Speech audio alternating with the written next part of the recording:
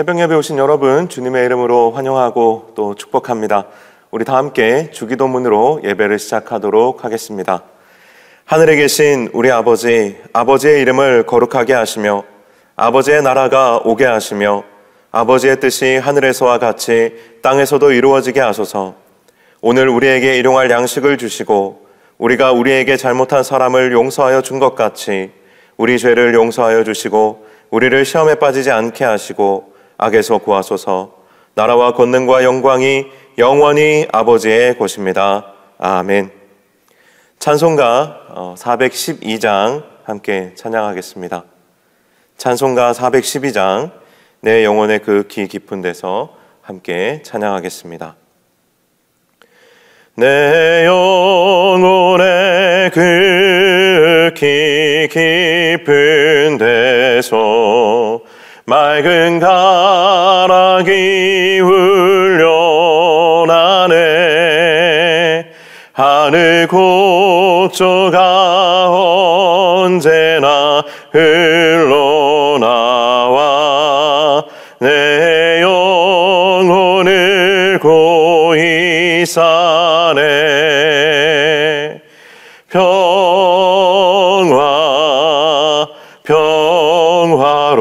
평화로다. 하늘 위에서 내려오네. 그 사랑의 물결이 영원토록 내 영혼을 덮으소서. 내 마음속에 솟아나 이 평안이 깊이 묻힌 보배로다. 나의 보화를 캐내어 가져갈 자 그 아무도 없으리라.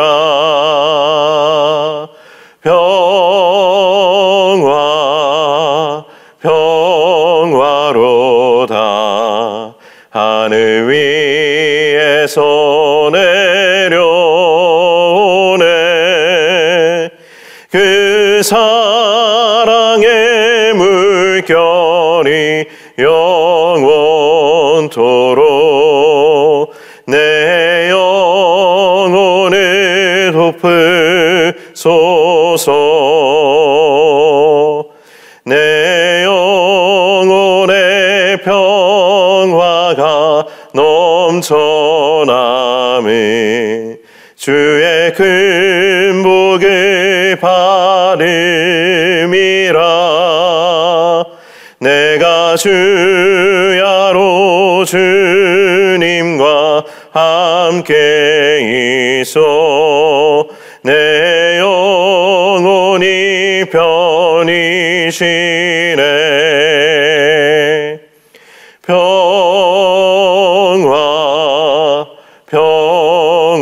평화로다.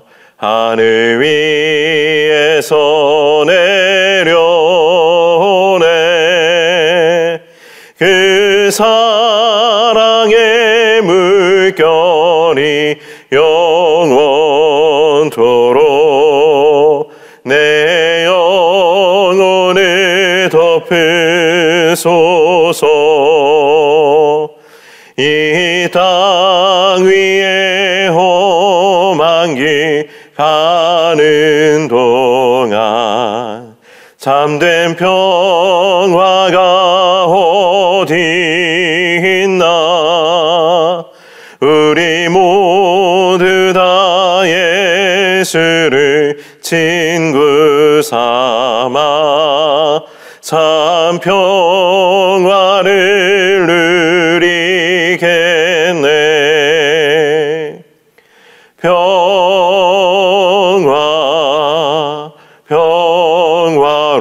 평화로다. 하늘 위에서 내려오네. 그 사랑의 물결 영원토록 내 영혼을 덮으소서. 아멘. 오늘 우리에게 주신 하나님의 말씀은 이사야서 53장 5절의 말씀입니다. 이사야 53장 말씀은 제가 가진 성경으로는 구약 성경 1033면에 있습니다. 이사야 53장 5절 말씀 제가 봉독하여 읽도록 하겠습니다. 그가 찔림은 우리의 허물 때문이요 그가 상함은 우리의 죄악 때문이라. 그가 징계를 받음으로 우리는 평화를 누리고 그가 채찍에 맞음으로 우리는 나음을 받았도다. 아멘. 네, 이 한 절의 말씀을 가지고 은혜를 나누고자 하는데요. 먼저 함께 기도하고 나누도록 하겠습니다. 하나님 아버지, 주님의 은혜로 오늘도 하나님 이 자리에 예배함으로 나아왔습니다. 하나님, 각자의 자리에서 또 각자의 상황 가운데에서 각자의 필요 가운데 있지만 한 마음으로 합심하여 하나님의 은혜를 얻고자 이 자리에 나아왔사오니 하나님 하늘의 문을 여시고 우리에게 듣는 마음과 또 깨닫는 마음을 허락하여 주사 하나님 말씀이 우리 안에 살아서 역사하는 이 하루가 될 수 있도록 하나님 도와주시고 또 말씀이 듣는 것으로 끝나는 것이 아니라 하나님 기도의 동력이 되고 또 그 기도가 우리의 삶에 열매 맺는 삶이 되게 하셔서 하나님 이 한 번의 예배가 또 우리의 하루를 변화시키고 우리의 인생을 변화시키는 하나님 이 시간이 될 수 있도록 인도하여 주옵소서. 예수 그리스도의 이름으로 기도하옵나이다. 아멘. 네, 사랑하는 여러분, 한 주간 평안하셨습니까? 예, 우리가 자주 이런 인사를 나누고 그리고 또 우리가 새롭게 만나는 사람마다 안녕하세요, 우리가 이렇게 인사를 많이 하지 않습니까? 근데 왜 우리가 이런 인사를 나눌까 한번 이렇게 돌이켜 생각을 해보면 참 이 평안하다는 거, 평화롭다는 거, 또 안녕하다는 거 이런 것들이 우리의 삶에서 너무 사실은 어려운 것이기 때문에 우리가 늘 그렇게 안부를 전하고 묻는 것이겠죠. 그렇습니다. 우리가 살아가는 우리의 삶을 돌이켜보면 참 갈등도 많고 고민도 많고 정말 문제도 많습니다. 당장 우리가 살아가는 이 대한민국이라는 사회만 보더라도 우리가 지난주에 총선이 있었죠. 거기에 나오는 수많은 후보들이 서로를 때로는 비난하기도 하고 서로에 대해서 불신을 표하기도 하고 또 여러 가지 모양으로 또 서로 경쟁을 하면서 참 지난 한 주가 굉장히 복잡다단했던 것 같습니다. 이해관계가 있는 곳에는 늘 고민이 있고 또 그곳에는 또 갈등이 있고 문제가 있습니다. 그리고 이런 고민이 있는 곳에, 이런 갈등과 문제가 있는 곳에 항상 있는 것이 있는데 그게 뭐냐 하면 옳고 그름이라는 겁니다. 각자 의견이 있는 거예요. 나는 이것이 옳다고 생각한다. 난 이게 맞다고 생각한다. 사람마다 다 자기의 입장이 있고 거기에서 나오는 자기의 생각과 또 의견이 있습니다. 그런데 이러한 의견과 생각들이 서로 부딪히고 서로 이렇게 각자의 주장을 하다 보면 갈등의 골은 점점 더 깊어지는 거예요. 그런데 이런 것이 정치에만 있는 것이 아니라 사실 우리의 가정에도 있고요. 우리의 삶의 모든 곳에 이런 어떤 갈등과 이해관계에 따른 서로의 부딪히는 그런 문제들이 존재합니다. 가정의 부모와 자녀 간의 관계 속에서도 가장 가까이는 이런 일들이 일어나죠. 부모의 입장에선 자녀가 더 성실하고 더 열심히 공부를 했으면 좋겠는데 또 이 대한민국의 빡빡한 입시제도 하에 있는 우리 또 자녀들은 내가 왜 이 공부를 해야 되는지 알지도 못하는 채로 참 힘들고 어렵게 그 과업을 또 해나가고 그러다 보면 부모와 자녀 사이에 세대 차이도 존재하게 되는데 거기에서 서로 들으려고 하는 마음보다는 각자의 또 생각과 의견 속에서 부딪히는 것이죠. 부모와 자녀뿐만 아니라 형제와 형제들 간에도 자매와 또 자매들 간에도 동기 간에도 그런 갈등들이 얼마든지 있을 수가 있습니다. 그러니 일터에서는 더 심하겠죠. 여러 가지 모양으로 우리의 삶에는 갈등이 존재합니다. 교회 안에도 마찬가지죠. 교회에도 갈등이 있고 또 성도 간에도 갈등이 있습니다. 코로나19 전국 속에서 예배를 강행한 교회도 있었고요. 또 예배를 잠시 중단한 교회도 있었습니다. 세상 사람들은요, 예배를 강행하는 교회를 아주 세차게 비난했어요. 그죠? 지금도 그런 교회들을 불안한 시선으로 바라보고 또 비난하는 그런 시선들이 있습니다. 심지어 그런 교회들 중에 확진자가 나와서 문제가 되기도 했습니다. 하지만 그런 교회 안에도 그 교회만의 입장과 또 소신이 있는 것이죠. 예배를 중단하고 온라인 예배를 드리는 교회도 그 교회 나름의 입장과 소신이 있습니다. 그래서 이러한 문제들을 우리가 놓고 보게 되면 무엇이 옳다, 무엇이 그르다, 사실 우리가 판단하기 어려운 부분들이 굉장히 많이 있습니다. 교회만 서로 입장 차이가 있는 것이 아니라 성도들도 마찬가지로 입장 차이들이 다 존재합니다. 지난주 총선이 있었는데 이 총선에서 성도들 안에도 각자 자신이 지지하는 정당, 자신이 지지하는 후보, 또 자신이 선호하는 정책들이 다 다르다 보니까 각자 다 생각이 다른 거예요. 그래서 이 총선이나 이런 정치적인 이슈가 있을 때마다 성도님들을 만나게 되면 은근히 이런 이야기들을 우리가 서로 많이 나누게 됩니다. 어떤 분들은 특정 후보를 두둔하기도 하고요. 그리고 또 칭찬하기도 합니다. 또 다른 정당이나 정권을 또 어떤 면에서는 비판하고 비난하기도 합니다. 그래서 몇 마디 해보지 않아도요, 그 사람하고 같이 있는 것만으로도 이미 느껴져요. 그분의 생각과 또 그분이 느끼고 있는 것들이 저 역시도 느껴지게 됩니다. 가끔은요, 성도님들 중에 목사님께도 이런 것들을 은근히 이야기하고 목사님의 의중을 떠보는 분들도 계세요. 저에게도 이제 그런 분들이 종종 있는데, 그러면 참 되게 난감해요. 어떻게 이야기를 해야 될까? 내 소신대로 이야기하기도 좀 애매하고, 그렇다고 또 무조건 그렇죠 하고 그냥 다 공감하기도 좀 어려운 그런 부분들이 있습니다. 여러분, 좀 문제가 뭘까요? 교회 안에 이런 서로의 입장 차이들이 있을 수밖에 없고, 교회 안에 성도들 간에도 그런 입장 차이들, 생각의 차이들이 있을 수밖에 없는데, 사실 이러한 생각과 또 감정의 그런 상황에 여러 가지 차이들이 발생할 때마다 우리 안에 일어나는 문제는 사실 딱 한 가지입니다. 뭐냐면 교회와 성도들이 서로 갈등하고 분열되는 것입니다. 서로를 그런 입장차로 인해서 비판하게 되고 비난하게 되고, 또 서로 같은 입장과 생각을 가지고 있는 사람들끼리 또 뭉치게 되는 것이죠. 저도 목사로서 교회와 성도들을 생각할 때 참 이 문제를 어떻게 풀어야 될까 고민하지 않을 수 없는 지점이 바로 이 지점입니다. 여러분, 교회가 어떤 특정한 이념을 그리고 또 어떤 정당을 지지하고 정치에 적극적으로 나서는 것이 과연 옳을까요?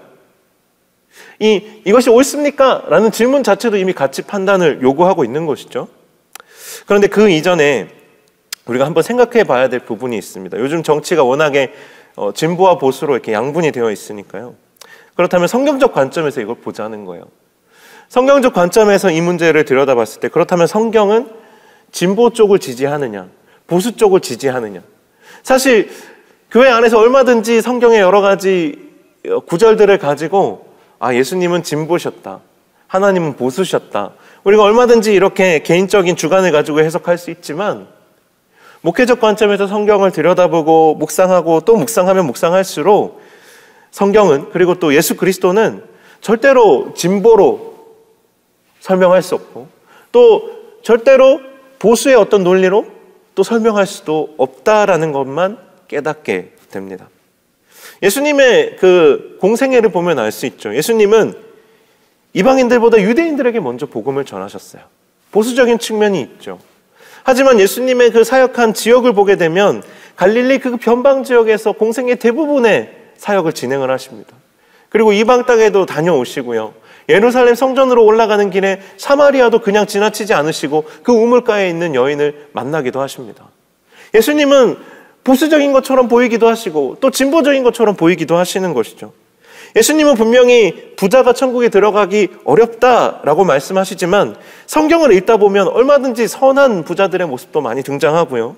또 하나님께서 복을 주실 때에 물질적인 복을 주시는 장면도 굉장히 많이 등장합니다. 부자가 되는 것, 물질을 많이 소유하는 것, 이것 자체가 죄가 되는 것이 아니라는 거죠. 성경이 그것을 축복이라고 이야기하지 않는 것도 또한 아니라는 거예요.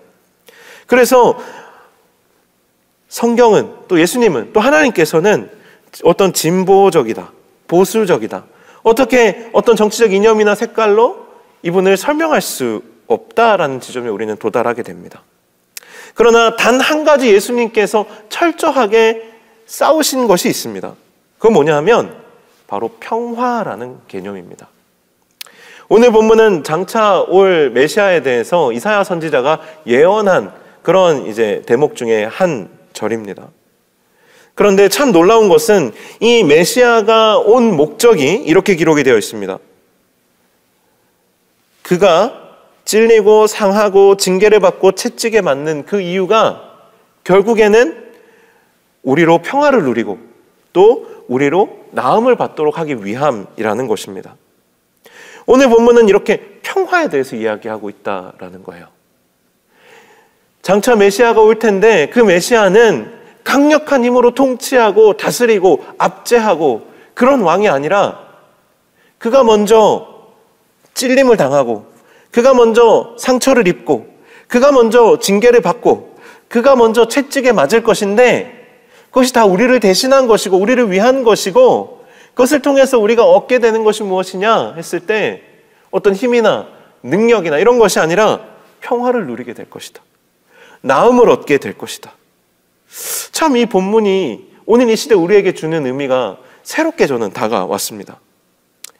오늘 본문은 예수님이 오시기 이미 400~500년 전에 기록된 말씀이에요. 어쩌면 하나님께서는 이 예수 그리스도를 이 땅에 보내시기 전에 몇천 년 전부터 이렇게 준비하셨는지도 모르겠습니다.